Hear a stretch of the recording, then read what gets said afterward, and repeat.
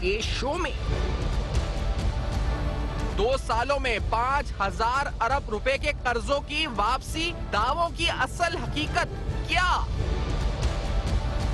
तहरीक इंसाफ हुकूमत ने कर्जों में कितना इजाफा किया, कितने नए कर्जे लिए? माशी इस्तेहकाम का सफर शुरू, हुकूमती दावे बेनकाब।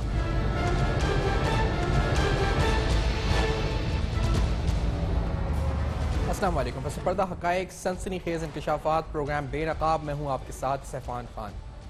पोलियो मुहिम के हवाले से आपके सामने एक मैसेज रखना ज़रूरी है क्योंकि ये बीमारी अब तक पाकिस्तान में मौजूद है। पाकिस्तान क्यों अब तक इसको शिकस्त नहीं दे सका, ये बड़ा अहम सवाल है। जब भारत शिकस्त दे सकता है, जब बांग्लादेश शिकस्त दे सकता है, तो पाकिस्तान क्यों नहीं शिकस्त दे सकता इस मर्ज को? वजह आखिरकार क्या है? इस वजह को जानने से पहले आपको एक पैकेज भी दिखाते हैं कि ये मर्ज कितना मुहलिक है और दुनिया में जो वैक्सीनेशन कैंपेन्स चलते हैं और किस तरह दुनिया ने इसको शिकस्त दी है, पाकिस्तान क्यों पीछे है, ये पैकेज देखते हैं, फिर मेडिकली इसको समझने की कोशिश करेंगे। Let's hear this first.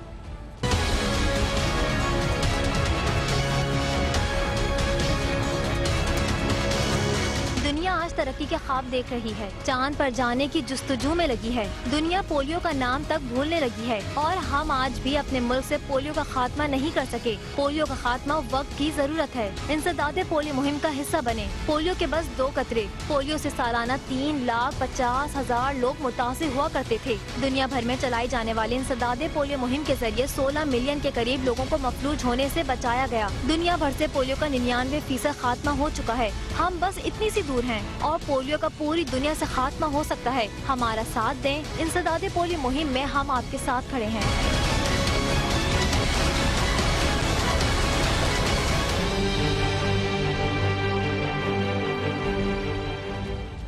1,60,00,000 बच्चे तो बच गए। क्या आपका अपना बच्चा महफूज है? क्या आपके अपने बच्चे का मुस्तकबिल महफूज है? ये 2 कतरे उसके मुस्तकबिल को महफूज बना सकते हैं और जिम्मेदारी का मुजाहरा आपको करना होगा। आपको इन कतरों को, इन बच्चों को पिलाना होगा। अपने बच्चों को पोलियो की टीम को भगाना नहीं है, मना नहीं करना, इनकार नहीं करना, बल्कि पोलियो के कतरे बच्चों को पिलाने हैं। हाँ, पिलाने हैं, साथ देना है, मिलकर शिकस्त देनी है, पाकिस्तान को जिताना है, जीतना है इस जंग में। हमारे साथ डॉक्टर अशरफ निजामी साहब भी मौजूद हैं। आप सदर हैं PMA यानी पाकिस्तान मेडिकल एसोसिएशन लाहौर के। डॉक्टर साहब, आपने प्रोग्राम में ज्वाइन किया, आपका बहुत शुक्रिया। कितना नुकसानदेह है, कितना खतरनाक है, मुहलिक है, ये तो हम बात करते हैं। आप रिहैबिलिटेशन के बारे में बताएं हमें, क्योंकि पोलियो विक्टिम्स की रिहैबिलिटेशन भी आप करते हैं एज एन ऑर्थोपेडिक सर्जरी के हवाले से। कितना मुश्किल ये काम होता है और आप जो वालिदैन देख रहे हैं उनको क्या मैसेज देना चाहेंगे डॉक्टर साहब? आपका बहुत बहुत शुक्रिया। देखें जी कि बच्चों की माजूरी जो कि पोलियो की वजह से, और आप जानते हैं और सब गालिबन आप जानते हैं कि सिर्फ 2 मुल्क रह गए दुनिया के अंदर जिसमें अफगानिस्तान और पाकिस्तान है कि बदकिस्मती से यहाँ पोलियो के केसेस हमारे साथ हैं। सिर्फ 2 कतरे, और आपने अभी जो पैगाम दिया कि सिर्फ 2 कतरे हैं जो कि माजूरी, और माजूरी किसी किस्म की भी हो, आप जानते हैं कि माजूरी के बाद जो है इंसान की जिंदगी वैसी नहीं हो सकती जैसी कि एक नॉर्मल इंसान की और सेहतमंद इंसान की होनी चाहिए। और वालिदैन की जिम्मेदारी, हुकूमत की जिम्मेदारी, NGOs की जिम्मेदारी और बहुत से इदारे जो इसमें काम कर रहे हैं, मैं समझता हूँ कि हमें उनका हाथ बढ़ाना चाहिए। हमारे बच्चों के लिए, अपनी कौम के लिए ये बेहतर है और हमें उसके ऊपर अमलदारी पूरी करनी चाहिए। आपने फरमाया कि अल्हम्दुलिल्लाह मैं सिंस 1990 से, क्योंकि एक हम कहते हैं कि बच्चों को पोलियो से बचाना चाहिए, लेकिन एक जब पोलियो का इफेक्ट हो जाता है, उससे भी आ जाती है टांगों के ऊपर के धड़े के ऊपर, तो टांग छोटी हो जाती है, बच्चों को ब्रेसेस लगते हैं या बैसाखी के जरिए से तेजी टांग से चलते हैं। तो अल्हम्दुलिल्लाह कि ऑर्थोपेडिक सर्जरी ने जितनी तरक्की कर ली है, और इस खासदार ने, जैसा आपने फरमाया कि मैं 1990 से इस काम के लिए, रिहैबिलिटेशन के लिए करना, कुछ टांग को लंबा करना और जो टांग टेढ़ी होती है उसका दुरुस्त करना, ये हम लोग काम कर रहे हैं। और मैं अल्हम्दुलिल्लाह 1990-92 से सक्सेसफुली उसके साथ बच्चों को एक आरामद हो के के प्रिवेंशन की खातिर के वैसे ही टांग नहीं की जा सकती बच्चे की जैसी कि कुदरत की तरफ से सेहतमंद होती है, लेकिन उस माजूरी से जो हम देखते हैं और देखते हैं लोगों को प्लास्टिकों के जरिए से और ब्रेसेस के साथ से घूमते हैं, उनको हम बेहतर कर सकते हैं विद सर्टेन सर्जिकल प्रोसीजर जो कि दुनिया ने आज कर दिए हैं, और Russians are far ahead for that, और उसका जो है ये मैं काम कर रहा हूँ अल्हम्दुलिल्लाह। लेकिन मैसेज जो मैं देना चाहूंगा आपसे तो वो यही है कि वालिदैन को अपना फर्ज अदा करना चाहिए, मुआशरे को अपना फर्ज अदा करना चाहिए, हुकूमत को मजीद अपना फर्ज अदा करना चाहिए, ताकि हम अपने बच्चों को एक सेहतमंद बच्चे और एक सेहतमंद कौम के लिए उसको अपना किरदार अदा करें। बहुत शुक्रिया डॉक्टर साहब, आपने प्रोग्राम में ज्वाइन किया। डॉक्टर अशरफ निजामी साहब का मैसेज आपने जाना और इंतहाई अहम है। मैंने जिस तरह कहा कि ये उन 16 मिलियन यानी 1 करोड़ 60 लाख बच्चों में शामिल कर सकते हैं आपके बच्चों को जिनका मुस्तकबिल महफूज है। अपने बच्चों से प्यार करते हैं तो उनके मुस्तकबिल को महफूज बनाएं। बतौर समाज, बतौर इंफरादी तौर पर फैमिलीज पोलियो के कतरे लाजी पिलाएं और इस जंग को, पाकिस्तान को शिकस्त देने में पोलियो को पाकिस्तान की मदद करें और उसमें शामिल हों। इस ब्रेक के बाद वापस आएंगे तो कुछ हुकूमती दावे और उन दावों की असल हकीकत आखिर है क्या, हम करेंगे बेनकाब इस प्रोग्राम में। इस ब्रेक के बाद हमारे साथ रहेगा।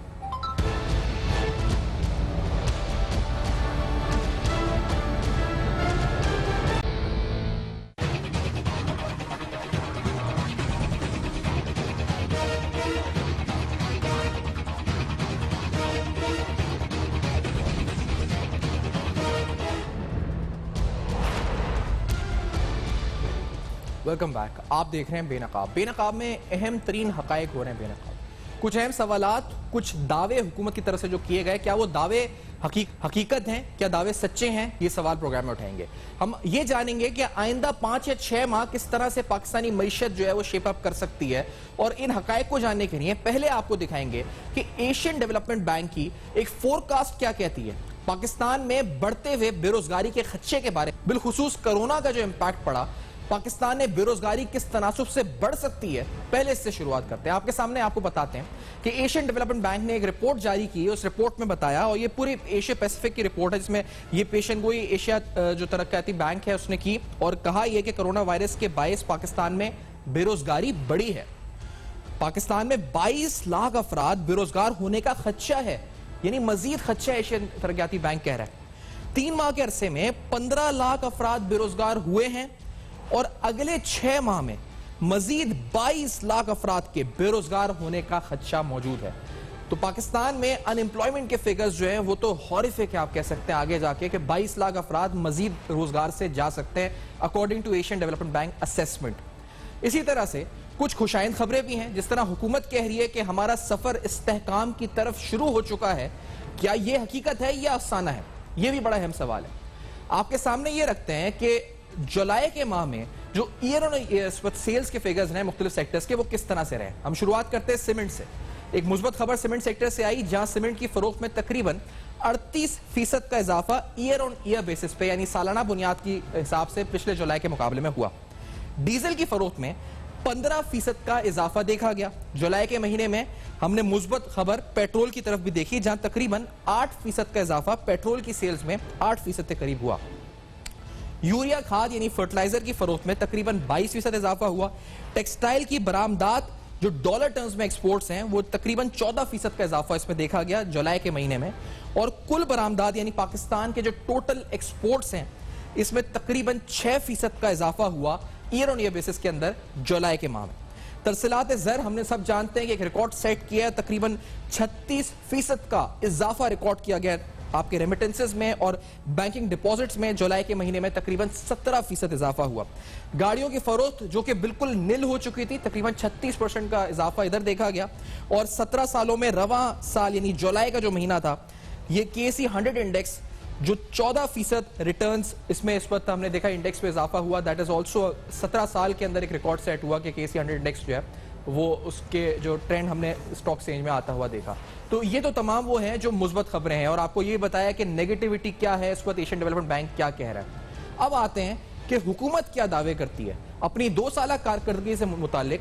हमने देखा कि मुशीर खजाना हफीज शेख साहब की तरफ से पहले कर्जों के बारे में कुछ कहा गया, और ये एक बार नहीं कई बार कहा गया। हुकूमत कर्जों के हवाले से इससे पहले कमीशन का कयाम भी कर चुकी है, जिसने ये जांच करना था कि कितना कर्जा साबका दौरे हुकूमत में लिया गया, उसको किस तरह इस्तेमाल हुआ। कोई रिपोर्ट अब तक सामने नहीं आई, लेकिन हफीज शेख साहब ने एक दावा किया। उन्होंने कहा जी कि तकरीबन 5000 अरब रुपए के कर्जे हमने वापस किए हैं। हम आपको बताते हैं कि गुज़श्ता 2 सालों में हुकूमत के कर्जों के हवाले से हफीज शेख साहब ने क्या कहा, उसके बाद कुछ असेसमेंट करेंगे उसकी। Let's hear this first. हमने जो कर्ज माजी की हुकूमतों ने लिए थे वो पिछले 2 साल में हमने 5,000 अरब रुपए के माजी के लिए हुए कर्ज वापस किए। तो हमने 2 सालों में 5,000 अरब के कर्जे वापस किए।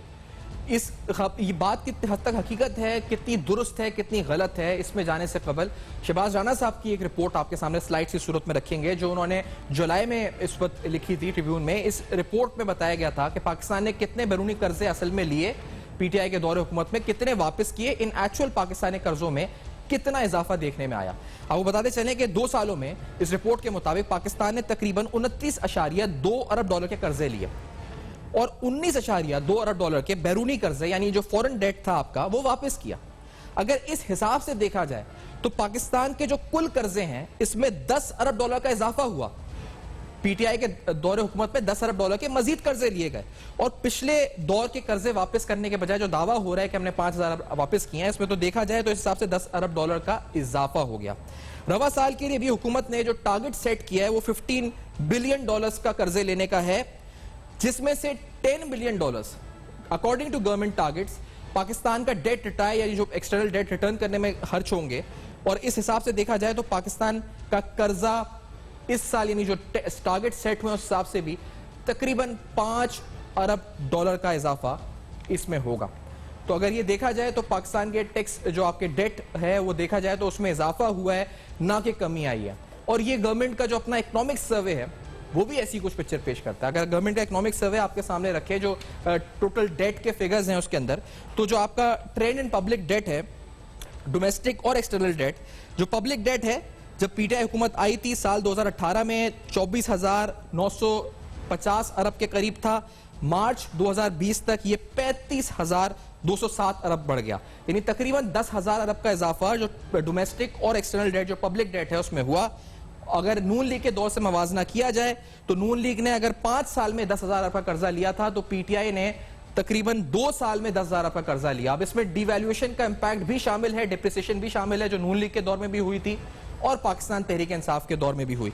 लेकिन 2 सालों में उतना कर्जा लिया गया जितना नून लीग ने 5 साल में लिया। अगर इसका दूसरा जो ग्राफ है जो टोटल डेट एंड लायबिलिटीज है, जिसके अंदर आपकी पब्लिक सेक्टर एंटरप्राइजेस का डेट भी शामिल है, प्राइवेट सेक्टर एंटरप्राइजेस का डेट भी शामिल है, वहां देखा जाए तो हमने देखा कि ये डेट 29,000 अरब के लगभग था साल 2018 में जब पाकिस्तान तहरीक इंसाफ की हुकूमत आई थी। तो आपका टोटल डेट एंड लायबिलिटीज बढ़कर मार्च 2020 तक 42,820 अरब रुपए तक पहुंच गया। तो देखा जाए तो कर्जे में बेपनाह इजाफा हुआ। आप इसको ये भी कह सकते हैं कि रिकॉर्ड इजाफा हुआ। ये गवर्नमेंट के अपने इकोनॉमिक सर्वे के नंबर्स हैं जो हम आपके सामने फ्लैश कर रहे हैं। आप इकोनॉमिक सर्वे देख रहे हैं जिसमें खुद बताया जा रहा है कि 10,000 अरब का कर्जों में इजाफा हुआ है। तो ये सब हुआ, लेकिन दावा ये किया जा रहा है कि 5,000 अरब हमने वापस कर दिया। ये तो डेट की तरफ है, इस वक्त मामलात हैं। जब हुकूमत आई तो हुकूमत ने ये कहा जी कि हमें दिवालिया हुकूमत मिली, नून लीग ने सब कुछ खत्म कर दिया था।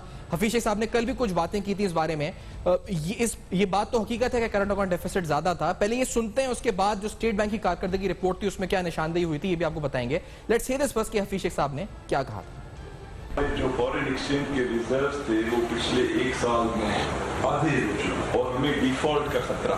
सिचुएशन तो ये थी कि कैसे इस पुरानी कैफियत से निपटा जाए और मुल्क को फिर इस्तेहकाम दिया जाए। इसके लिए आपको पता है कि हुकूमत ने बड़े फैसले किए और IMF के साथ एक ताल्लुक बनाया, एक लैंडमार्क अग्रीमेंट, जिसकी वजह से फिर जो दुनिया के बड़े दूसरे अदारे थे, world bank, Asian Development bank और हमारे दोस्त ममालिक सब आगे बढ़े और उन्होंने इस सिचुएशन में हमारी मदद की और हमने रिजर्व्स को अपने इस्तेहकाम दिया, अपने फॉरेन एक्सचेंज के रिजर्व्स को बढ़ाया। अब ये बात तो दुरुस्त है कि करंट अकाउंट डेफिसिट जो था वो नंबर सही नहीं थे जब PMLN की हुकूमत गई, फॉरेन रिजर्व्स भी सही नहीं थे और पीटीआई को बड़ी मुश्किलात का सामना करना पड़ा था। लेकिन ये बात भी दुरुस्त है कि हुकूमत ने कोशिशें भी की, पैसे बाहर से भी लेने पड़े, लेकिन पाकिस्तान तहरीक इंसाफ की गवर्नमेंट IMF के पास क्यों नहीं गई, ये सवाल ही बड़ा इंपॉर्टेंट है। ना जाने की वजह से कितना नुकसान हुआ इस पर भी तज्ज़िया निगार बहुत सी बातें करते हैं कि क्यों ये डिले डिसीजन हुआ जिसकी वजह से इतना नेगेटिव इंपैक्ट पड़ा। तज्ज़िया निगारों को छोड़ें, हम आपको बताते हैं कि स्टेट बैंक की जो अपनी कारकर्दगी रिपोर्ट है, यानी जो माशी कारकर्दगी रिपोर्ट है साल 2018-19 की, उसमें भी इस बात की निशानदेही की गई। कहा गया जी कि क्योंकि IMF के पास जाने का डिसीजन लेट लिया गया, डिले से हुआ, तो उसकी वजह से पाकिस्तान को चीन, सऊदी अरब, मुत्तहिदा अरब अमारात और कतर से पैसे लेने पड़े। स्टेट बैंक की कारकर्दगी रिपोर्ट में यह निशानदेही हुई और कहा गया कि हमें इन्हिसार करना पड़ा इन कर्जों के ऊपर और आईएमएफ के प्रोग्राम में जाने के फैसले में ताखीर से यह गैर यकीनी सूरत हाल पैदा हुई। अब अनसर्टेनिटी पैदा हुई तो क्यों हुई? क्योंकि आईएमएफ के पास हम देर से गए, यह खुद स्टेट बैंक की कारकर्दगी रिपोर्ट कहती है। मजीद कहा गया कि गैर यकीनी सूरत हाल की वजह से इंटरनेशनल फाइनेंसिंग इंस्टीट्यूशंस जो हैं, इस वक्त IFIs, उन्होंने पाकिस्तान को फाइनेंसिंग रोके रखी। स्टेट बैंक की रिपोर्ट में यह भी कहा गया कि जिसकी वजह से यानी जब आपकी फाइनेंसिंग रुक गई बाहर से, आप आईएमएफ के पास देर से गए, ज़र मुबादला के ज़खायर जो थे वो माली साल 2018 में 6.4 अरब डॉलर से गिरे और साल 2019 में तकरीबन 2.5 अरब डॉलर की कमी इसमें आई।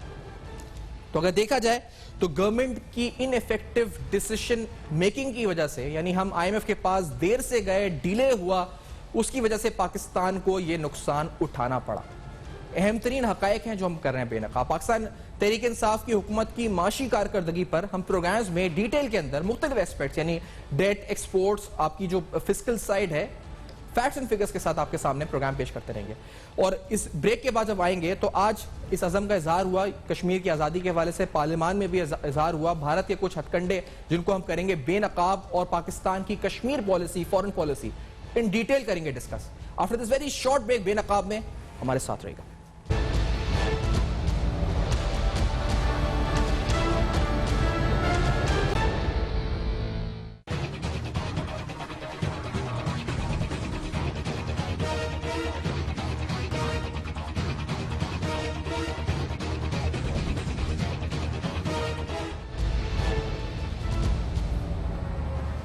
Welcome back. आप देख रहे हैं बेनकाब, जहां अहम तरीन सवालात पाकिस्तान तहरीक इंसाफ की हुकूमत की माशी पॉलिसी, माशी दावे, असल हकीकत क्या, आपके सामने बेनकाब की।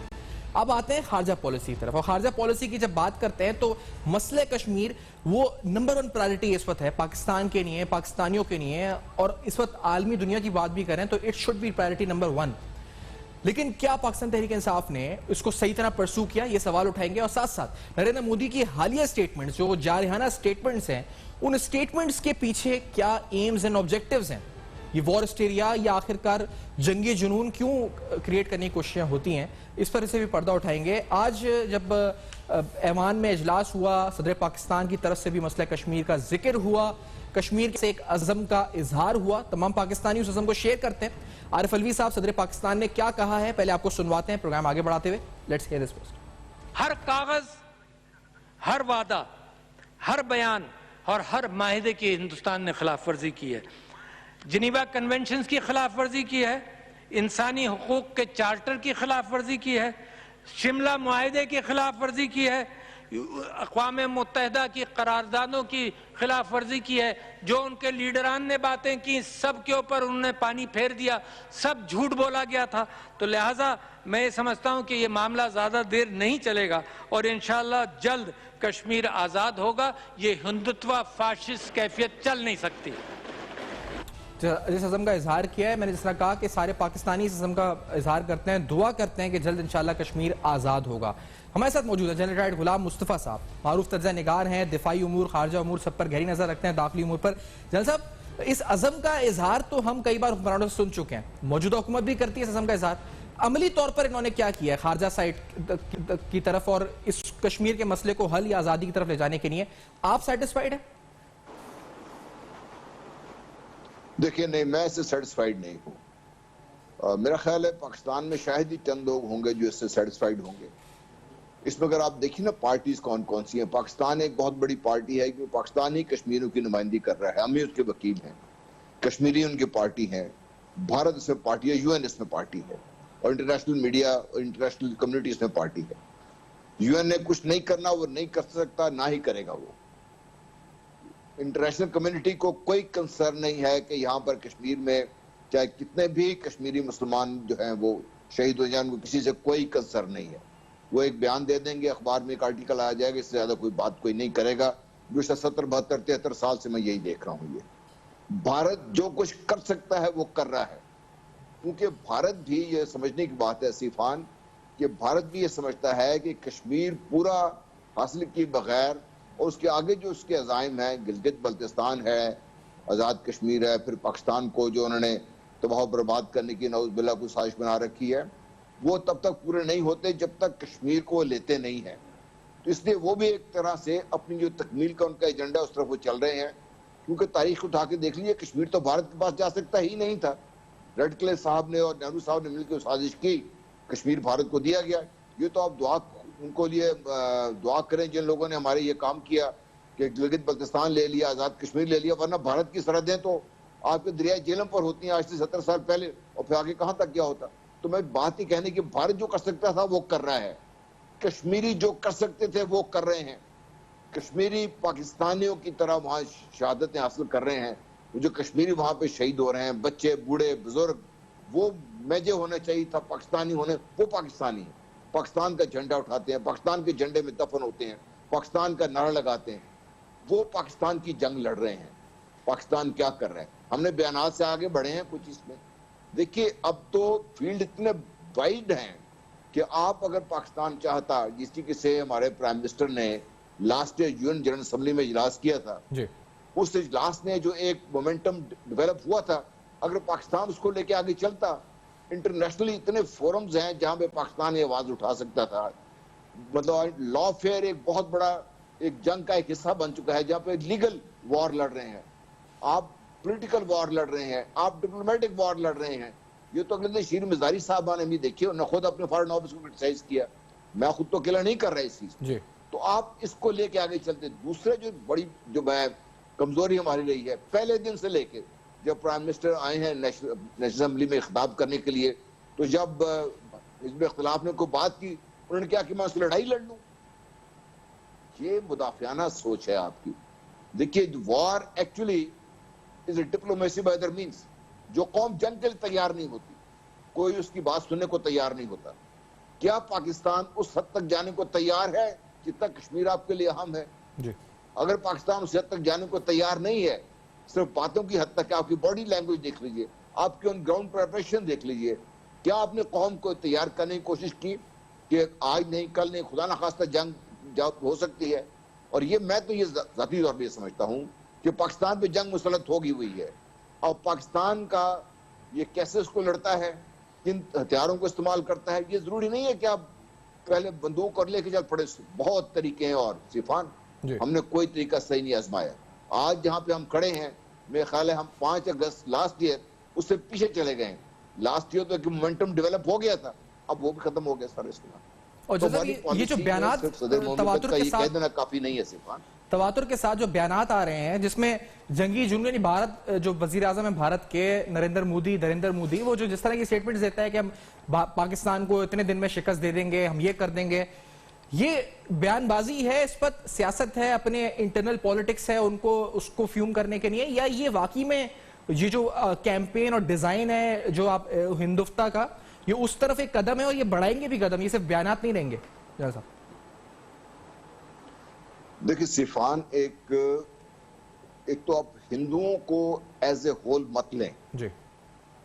हिंदू में जो ब्राह्मण ज़ायनिज्म है, जो हमेशा से हिंदू को रूल करते रहे हैं, आप उनके माइंडसेट देखिए उनका। और ये वो लोग हैं जिन्होंने मोदी को लेकर आए हैं और जो मोदी को बैक कर रहे हैं, जिन्होंने आरएसएस का एक ये बीजेपी चेहरा बनवाया, उसको फंड किया, मोदी को फंड करके यहां तक लेकर आए हैं। उनका एक एजेंडा है। एजेंडा ये है कि चूंकि ब्राह्मण साम्राज्य हमेशा से ही हुक्मरान रहा है, चाहे वो राजवाड़े थे, स्टेट्स थी, जो भी था उसमें, अब भी उनका ख्याल ये है कि उनके अलावा जो निचली जात के हिंदू हैं उनको इस हद तक तो कबूल करने को तैयार हैं कि चलो उनके घर में आके काम कर दें। वो मुसलमानों को कबूल करने को तैयार नहीं है। उनका ख्याल ये है मुसलमानों को गुलाम करना है हमने, उनका बदला लेना है हमने, ये उनका माइंडसेट है। ये मैं नहीं कह रहा, ये खुद कहते हैं वो लोग। अब जो कुछ मोदी साहब ये बात कर रहे हैं, मोदी साहब के 3-4 प्रॉब्लम है। उनका ख्याल ये था कि कश्मीरी हथियार डाल देंगे, वो ज़हनी तौर पर शिकस्त खा जाएंगे, वो नहीं हुआ। उल्टा चीन की वजह से उसको बहुत खिदमत उठानी पड़ी। फिर जब कश्मीरों का असम देखा तो मुसलमान भारत के अंदर, बल्कि उनकी 7 सिस्टर स्टेट्स है वहां पे, उसके लिए मसला बन गया। उसके इर्द गिर्द जो भी ममालिक थे, नेपाल था, भूटान था, अब तो सिक्किम ने भी कह दिया कि हमारा जो मर्जी था गलत था। ये बांग्लादेश जिसको भारत ने खुद बनाया, मोदी साहब ने जो ढाका में बड़ा खड़ा होकर ऐलान किया था, उन्होंने इसको आंखें दिखाना शुरू कर दी हैं। इसलिए मोदी साहब जो ये बातचीत कर रहे हैं उनका एक अज़्म है, चीन से वो लड़ नहीं सकते। सही। जनरल साहब का राब्ता शायद हमसे मुनक़ता हुआ है। जनरल गुलाम हसन साहब तक मेरी आवाज आ रही है? जनरल साहब का राब्ता शायद मुनक़ता। जनरल साहब आपको मेरी आवाज आ रही है? जी आपकी आवाज आ रही है। जी जी सर। अच्छा तो सिफान मेरी आवाज नहीं आ रही? जी जी आ रही है जनरल। तो मतलब ओवरऑल आप तहरीक इंसाफ की जो कश्मीर पॉलिसी रही है इन द लास्ट 2 इयर्स, आप समझते हैं कि ज्यादा इफेक्टिव होनी चाहिए थी, ज्यादा अग्रेसिव होनी चाहिए थी, कुछ भी नहीं हुआ, आगे क्या नजर आता है? व्हाट यू फोर्सी, आगे क्या लगता है अगर इसी पॉलिसी के साथ गए तो हमारी अपनी साल में तो खुदा ना खासा खतरा तो नहीं हो जाएगा अगर यही हम अप्रोच रखते हैं आगे? तो जैसा देखिए आपके पास टाइम नहीं है। जी। मैं जब बात अग्रेसिव होने की बात कर रहा हूं, टाइम नहीं है इसके ऊपर। देयर इज अ टाइम जो है ना वो ये सनसेट क्लॉज है इसके साथ, इसलिए है कि भारत लगातार वहां पे ऑन ग्राउंड जो वहां पे लोगों को आबाद कर रहा है, हिंदू मेजॉरिटी वहां पे क्रिएट करने की कोशिश कर रहा है, वो उसमें कामयाब हो जाएगा। सही। दुनिया इस पे बात नहीं करेगी। कल को वो एक शैम इलेक्शन करा के वो एक लाख सामने ला खड़ा कर देगा, दुनिया इसको तस्लीम कर लेगी, फिर आप क्या करेंगे उसको? एग्जैक्टली अहम तरीन सवाल है जनरल साहब आप जो उठा रहे हैं इस पर। और हमने आज इस प्रोग्राम में कोशिश की है कि पाकिस्तान तहरीक इंसाफ की जो माशी पॉलिसी रही है, जो उनके दावे रहे हैं मईशत के हवाले से, वो और उसके साथ साथ उनकी जो खारजा पॉलिसी रही है और मसला कश्मीर पॉलिसी जिस पर भारत की तरफ से मुसलसल जारहाना बयानात आ रहे हैं, क्या हमारी हुकूमत की पॉलिसी सही रही है कश्मीर को हासिल या जद्दोजहद या आज़ादी, तहरीक आज़ादी को तक़वियत देने के लिए? ये अहम तरीन सवाल उठाए। इस ब्रेक के बाद आएंगे तो प्रोग्राम को कंक्लूजन की तरफ लेके जाएंगे, हमारे साथ रहेंगे।